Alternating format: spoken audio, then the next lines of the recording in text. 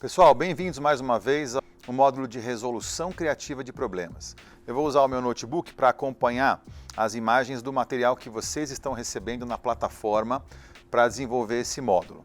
E vocês têm, obviamente, nesse material todos os tópicos de conteúdo e várias referências.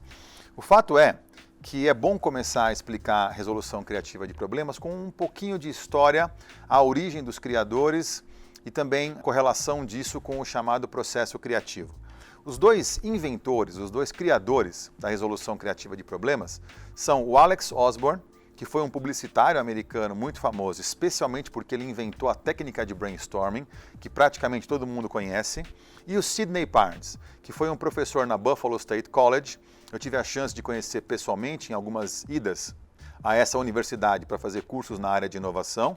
Então esses dois colegas conjuntamente foram cofundadores da CEF, que é a Creative Education Foundation, que é uma entidade, uma fundação, que até hoje organiza um simpósio sobre criatividade lá pelo mês de junho. Tem mais de 50 e poucos anos de idade esse simpósio.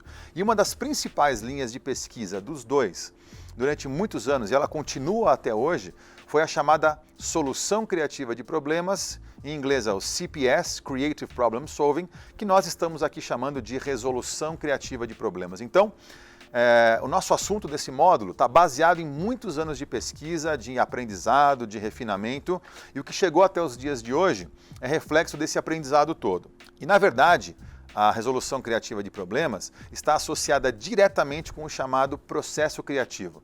O que o Alex Osborne e o Sidney Parnes fizeram logo de início foi observar como é que as pessoas naturalmente criavam alguma coisa. Em que condições, de que maneira, por que etapas as pessoas passavam das mais diversas culturas para criar alguma coisa nova. E esse processo criativo tradicional, vocês podem acompanhar na sua tela, ele tem 6 etapas.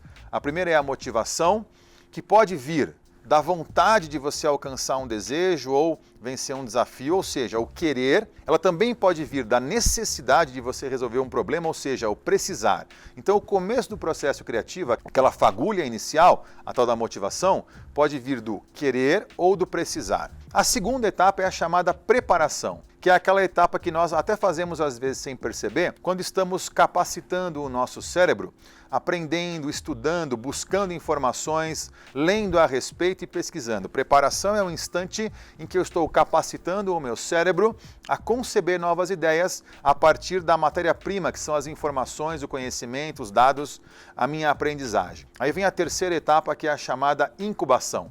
Essa raramente as pessoas percebem, porque é a etapa na qual, mesmo sem o nosso controle, o nosso inconsciente está recombinando informações para gerar a solução do problema ou para alcançar o desafio, para encontrar um caminho para alcançar o desafio. É por essa razão que, inclusive, muita gente fala que tem excelentes ideias quando está relaxado, tomando um banho, ou quando acaba de acordar, ou quando está no trânsito, porque essa é a quarta etapa, a iluminação, que é quando eu tenho ideias. E no relaxamento, o nosso inconsciente é capaz de devolver as ideias que ele recombinou para o nosso consciente. Então, até aqui eu tenho motivação, preparação, incubação e iluminação. Esse é o processo criativo natural.